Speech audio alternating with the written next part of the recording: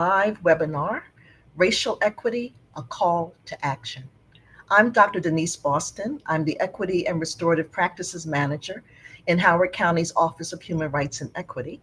And I'm really excited to have with me today Cris Oviedo. And Cris Oviedo will be talking with me about racial equity efforts in Howard County and the work that we're doing together in partnership. So, Cris, please introduce yourself, and I invite you to introduce yourself also in Spanish.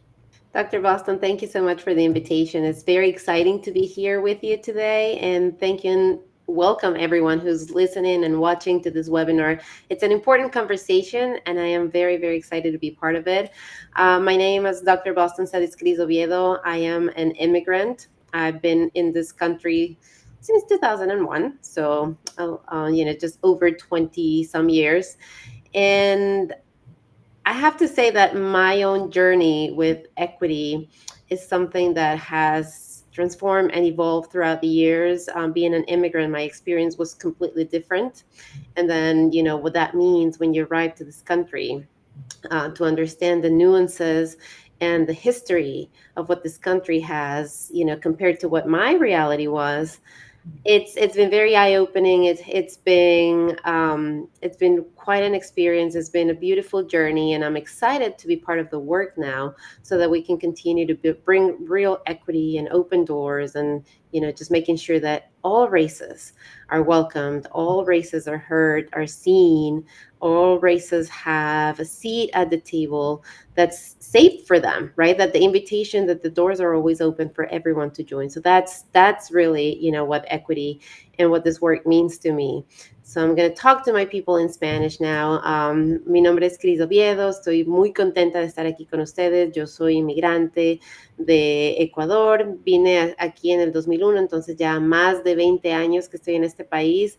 Y si no hablan inglés, lo que compartí ahorita es que, así como yo pienso que para ustedes también, pues mi viaje, mi trayectoria con lo que es la equidad, con lo que es el racismo, y la experiencia es muy diferente aquí en Estados Unidos de lo que nosotros sentimos y experimentamos en nuestros países. Entonces, ha ido evolucionando, ha ido cambiando, y me gusta mucho, me alegra mucho y me apasiona en realidad el poder tener estas conversaciones, el abrir puertas y asegurarnos de que en todos los espacios haya siempre una silla reservada, un puesto reservado, no solamente para los latinos, sino para todas las razas que hay aquí en este país.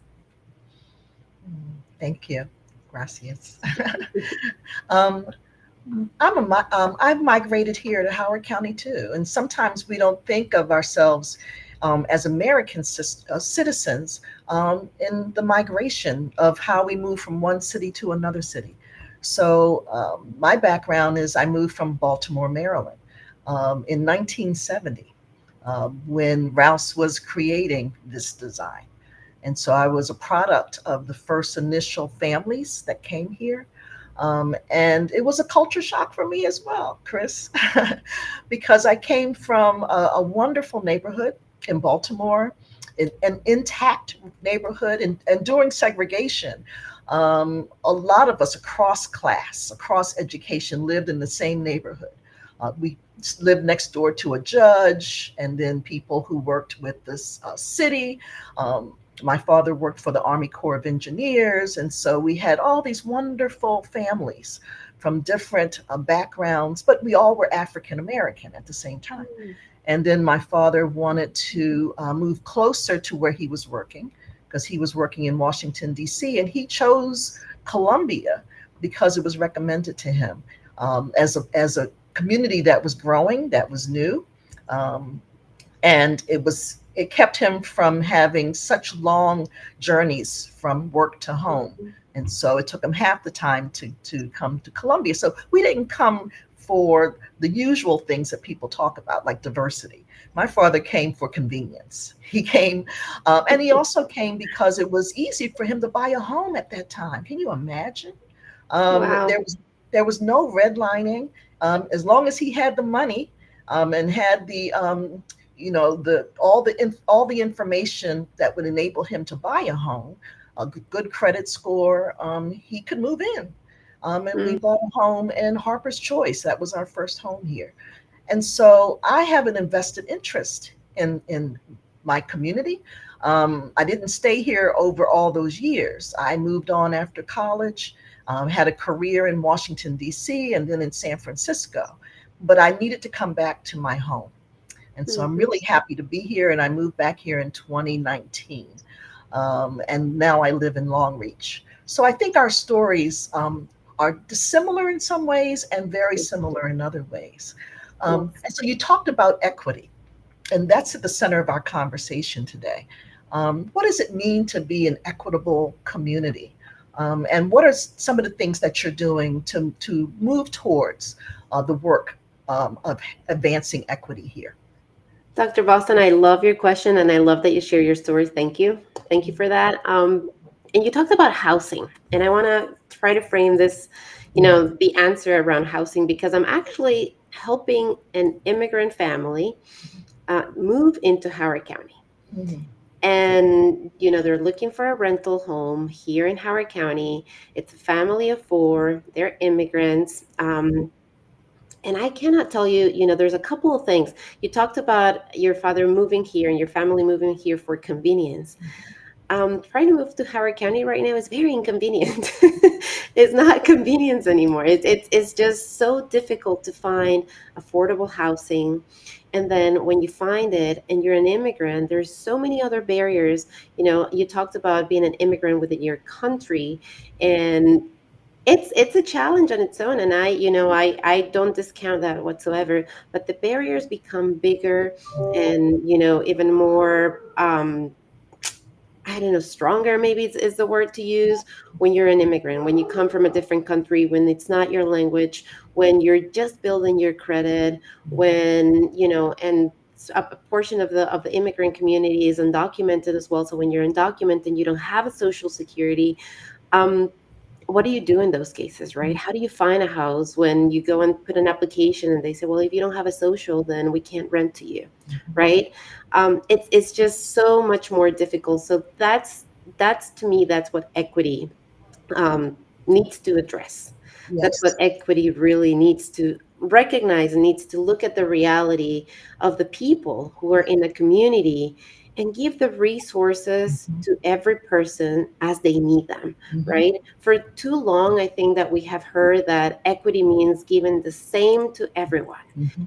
And I don't agree with that. I believe that if we give people the tools that they need Yeah. specifically to Yes. their own reality, that's what equity is. But just giving a box of apples or a box of peanuts, right? That's good. Let's go with peanuts, because I think that's, if we give a box of peanuts to every family, you're going to find families who are allergic, right? So they're not even going to be able to touch that. They won't even want it in their house because it could be detrimental to their health, right? So we're not doing our part of building equity when we're giving everybody the same thing. That's The right. only way to build equity is acknowledging the realities of every different community and every different person as much as we can, and trying to build systems that really are helpful and open to those realities of those people. So that's what equity is, and that's part of the work that I am doing. Here in the county with your office, with your guidance, and that's what gets me really, really excited, that we see this new, which is not new, it's just we are really re-understanding, reframing what equity really means, and Yes. we're putting it into action. Yes. Yes. And to understand that with that awareness that each family, each community has something that is vitally unique to them. And when they see that, we see them. Mhm. When we see each Yeah, other, it's so powerful, yeah, right?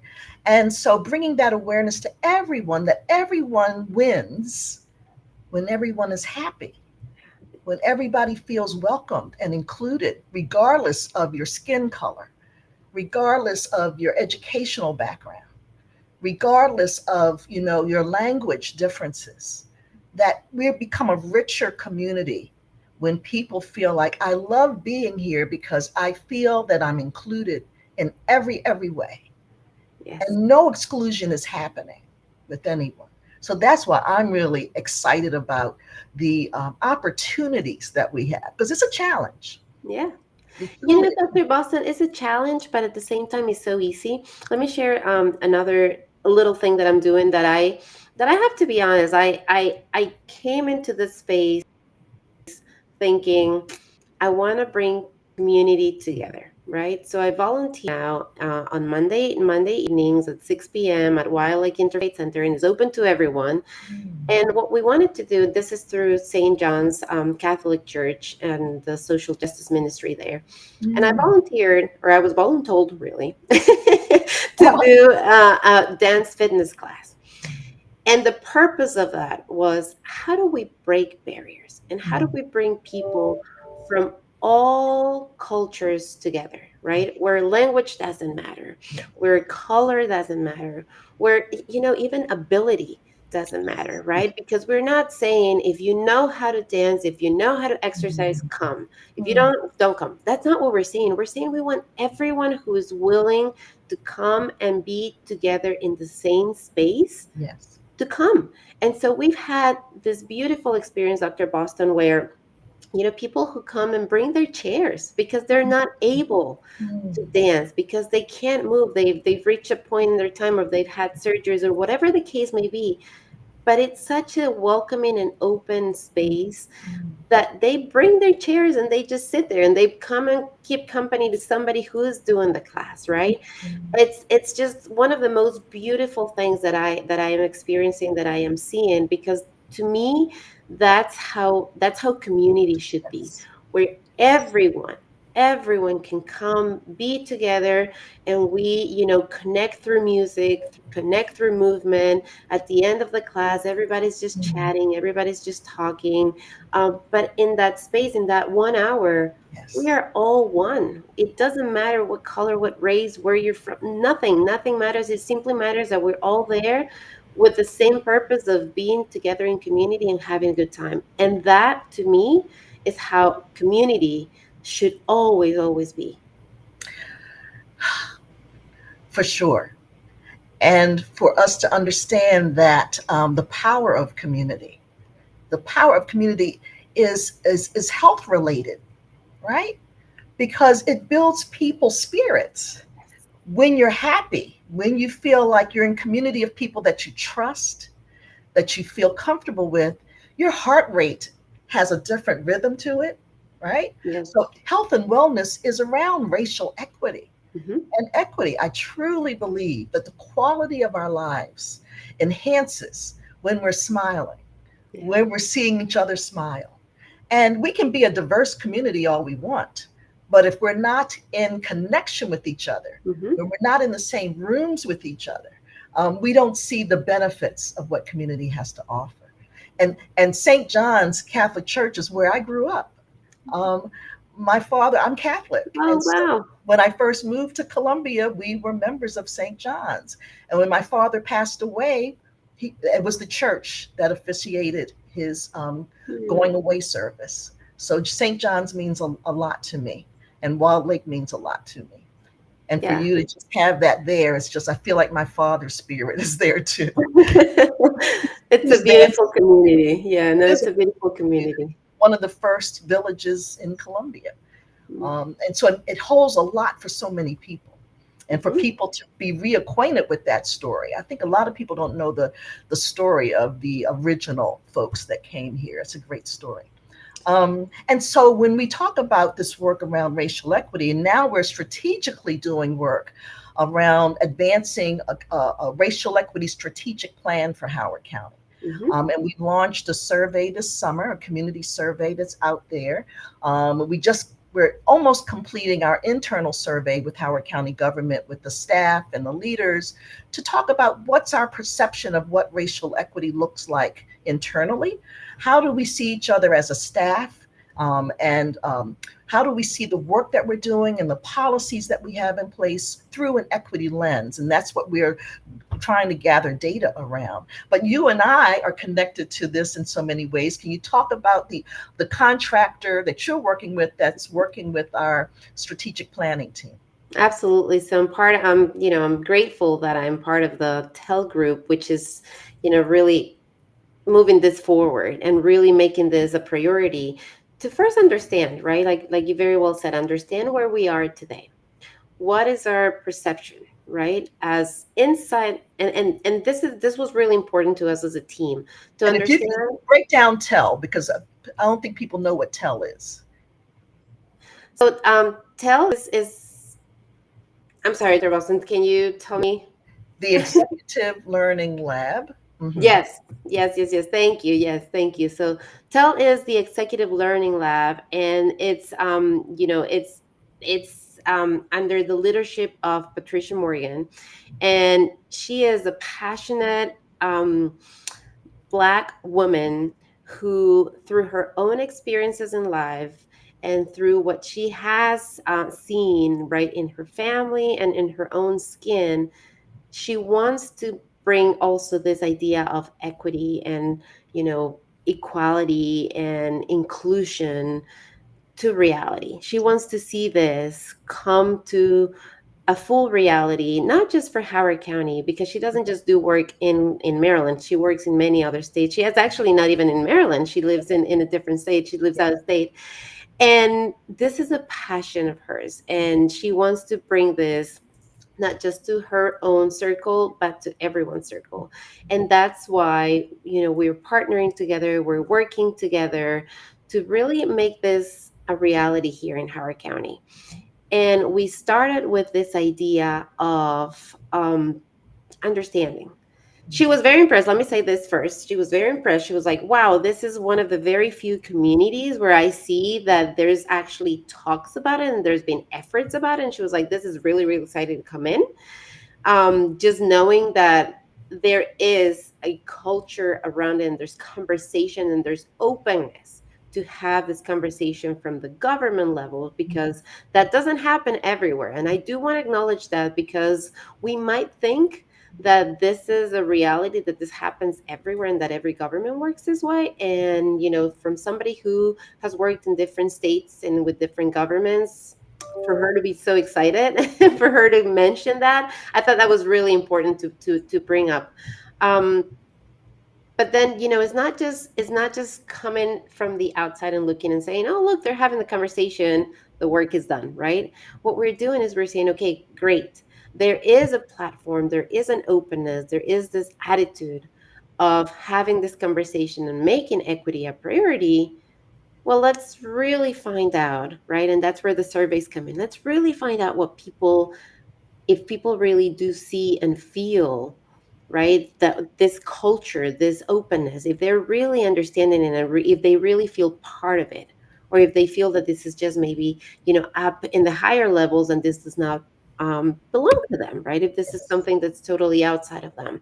So Yes. that's where the surveys come in, and that's what's really important, for all of our Howard County residents to participate, from Yes. all races, from all walks of life, from all cultures, to find the surveys and really take the time. Is not very long. It asks just a few questions. And what we're really trying to find out is, what is your experience? We don't want to tell you what Mhm. equity is. We don't want to tell you what we're doing and based on, no. What we want is you to tell us. We really want to listen to your experience. We really want to hear your voice. We really want you to be the one to say, in my experience, yes, equity is at the forefront because, and tell us examples of how you're finding that. Yes. And if that's not the case, we definitely want to hear that, right? My experience that in Howard County, equity is not real. It's just, a word, a Mhm. buzzword, but we're not making efforts. And tell us why. Why? Don't just say no or yes. Please give us the why, because the why is the actions that we can take, is what we can go back and then inform Howard County government and say, this is what people are saying, this is their experience. If you're calling a place, right? I know that Howard County government offers a translation line, right? But if you are from a different culture, if you Mhm. speak a different language and you're calling and you're not finding that and you're not being offered that, or maybe they're offering it to you but you don't understand that, that's what we need to know. Because Mhm. then, just having, like we said earlier, just having the resources, just having the translation line available, is not helping us if it's not reaching the people who really need that translation. Exactly. And we want to be led by the voices of people in the community, and that's revolutionary when it comes to what it means to co-lead with one another, Yes. to be in partnership with one another. It's not that we're coming in as experts. You are the experts of your experience. And without your feedback, without your voice and letting us know, we won't give you what you need. We won't have the information to do the best work that we can do. And so I'm really excited that we are leading with a community centeredness to Mm-hmm. what we're doing. And we're reaching out to the African diaspora of our community. Went to the Caribbean Festival over the weekend, Caribbean Heritage Festival. Beautiful festival of Africans from all over, from the Caribbean, from Africa, people who lived in Canada. I mean, we have a diaspora here in Howard County, and their voices need to be heard. What does it mean to be here? What does it mean to be of the Asian diaspora and the Latin American Mm-hmm. diaspora? So those are voices that we want to really touch through our surveys and through our focus groups. So once you take the survey, at the end of the survey, it will ask you if you would volunteer, if you'd like to volunteer to be part of the focus group. And the focus group is anonymous. We have up from 7 to 10 people in each of the groups, so it's very intimate. And I facilitate some of the conversations, and Chris will help facilitate with me. We'll create a very safe space for you to share with us, because it's not about making people feel uncomfortable and bad, right, Chris? It Right. really Right. is to bring awareness to everybody and for us to dispel a lot of the stereotypes and the biases of people who live right in our community, right next door to us, people who we shop with, people who we go to the Merriweather with. We want to dispel the myths so that people will see that every voice is needed, and we need to honor everyone, even if their lifestyles are very different from our own. Mm-hmm. And so, Absolutely. yes, go ahead.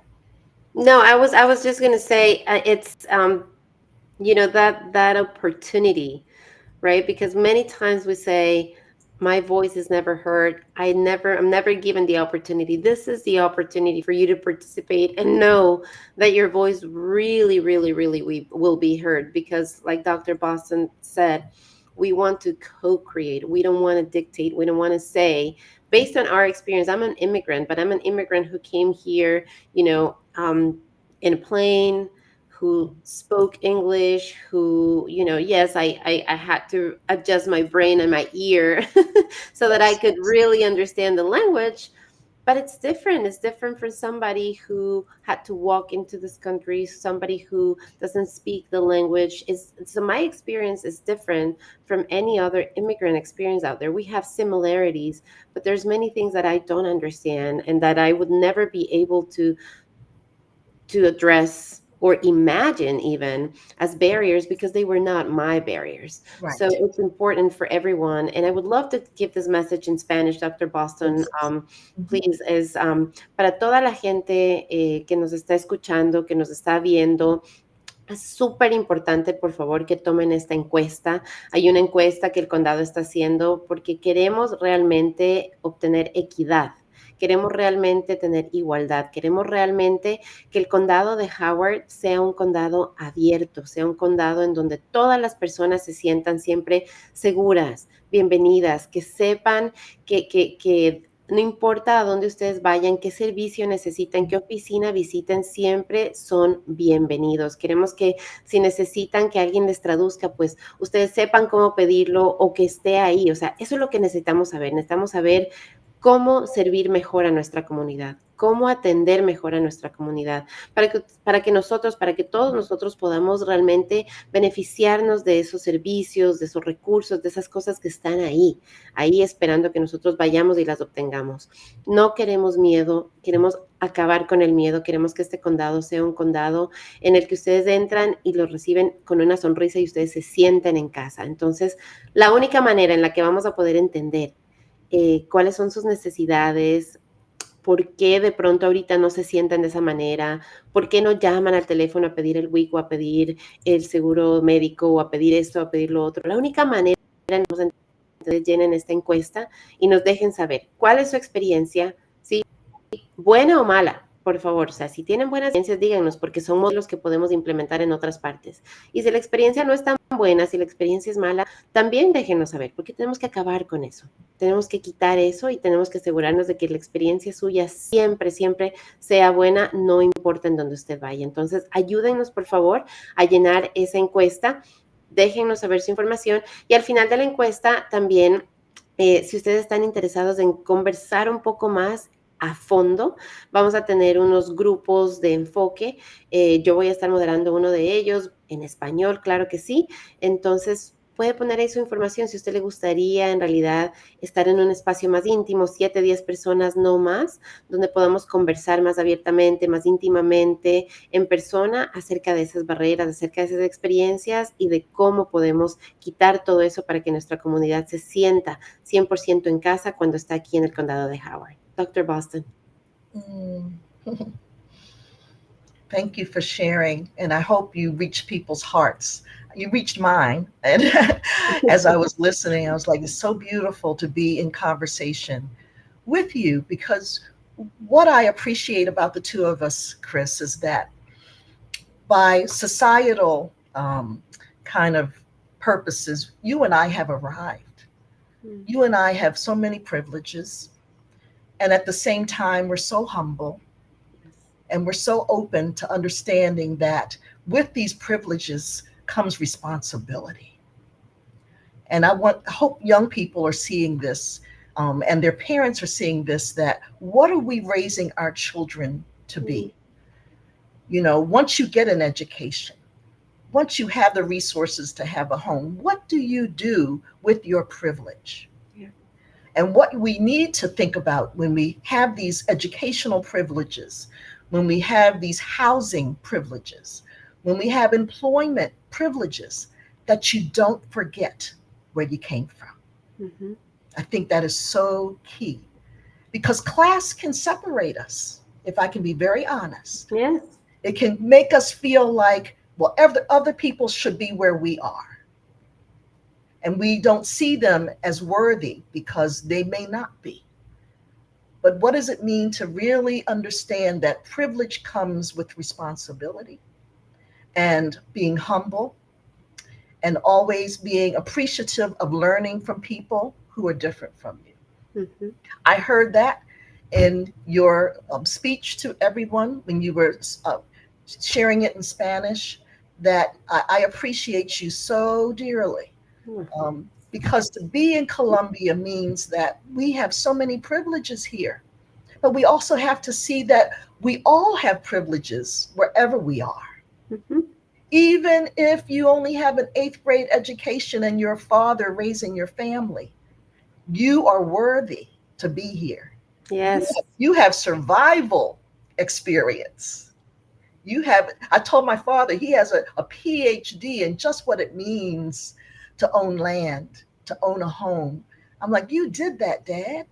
And, you know, I take that back and I take it with a lot of humility, that each one of us has something to teach one another, regardless and in spite of. Yes. Yes. So what is your vision? What is your vision as we come to a close and maybe open this up for people to share what they heard from us? Oh, Dr. Boston, my vision is for everyone to remember exactly what you just said, that we are powerful, that we all have something to give. We all have something to share. That is my vision. My vision is that our community is a community that constantly reminds their people of the power that they hold inside themselves, they hold inside their hearts, and gives them the tools to exercise those powers, right? Mm-hmm. Everyone. Absolutely everyone. That's my vision of an equitable community, a community where we are not telling people what they lack, but we're reminding them what they have, so that they can really shine that, so we can really bring that out, share it with everybody, and then we implement resources, right, to support them Because if that's what it is like it's putting a fish and outside of a fish bowl and asking it to run. It's never going to do that. Fish are not supposed to do that. They're not made for that. So if we can take that same idea and just look at the strengths of every one of our community members, help them excel in that, and then surround them with the resources that they need to complement, right, whatever else it is that they need, we would have a beautiful, equitable, strong, healthy community for absolutely everyone. So that is my vision. That's what I want for Howard County and for all communities out there. Well, I share that vision with you. And I think on top of the resources, we also have to have the social intelligence. Yes. How we treat each other is Yes. equally as important, so that when we are face to face with one another, we see each other in love and we see each other in appreciation. And yeah, we can be a model for the world. Yes. So I thank you. I love working with you. It's been a pleasure having you here today. We'll have many other conversations as we move forward. And hopefully in the next 3 years, we'll have a strategic plan, a 3-year plan where people see us actionably working to take the data, not to place the data on a shelf anywhere, Right. but to Right. actualize what we have gathered so that we hold each other accountable. And in 3 years, we'll see some difference. We see some movement. It won't be perfect, but we'll see a movement towards grace and equity and community. Right. A plan where you can see yourself, a Mm. plan that is built with you, not for you, but with you. So that's what we're working. Thank you, Dr. Boston. It's always a pleasure and an honor to be with you. I love the spirit that you share, and I love the energy that you bring into our community, and the work that you're doing is so important. So please, everyone, take those surveys, llenen las encuestas. Queremos crear una comunidad para todos, con todos y para todos. Thank you.